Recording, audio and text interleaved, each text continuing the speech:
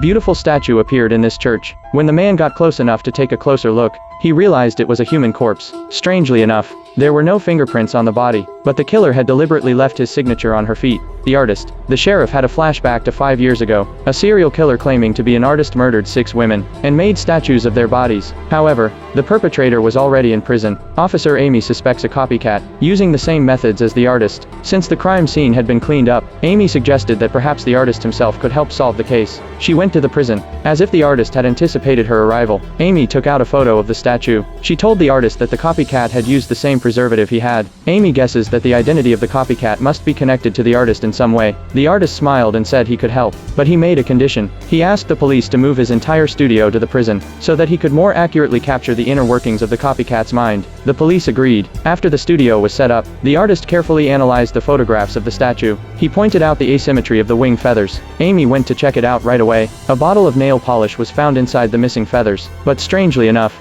the nail polish had been discontinued years ago, so they immediately sent the nail polish for examination, but they didn't realize that the fingerprints had also been cleaned up. Obviously, this is another clue left by the murderer. Just when the police had lost the trail, someone called the police to report that a statue had been found on a boat. The killer had also put wings on it. Amy examined the fingernails of the victim. One of them was a different color, and underneath the fingernail was a second clue, a compass head. The sheriff was shocked to see it, because it was his late friend Jack's belongings. But Jack had died 5 years ago, when he captured the artist. Amy pressed him on the cause of Jack's death. The sheriff was evasive and finally said it was a car accident. Amy realized the sheriff was hiding something. That night the sheriff arrives at a mysterious party. The woman on stage politely invited a volunteer. She just gently twisted the doll in her hand, and the volunteer's body twisted.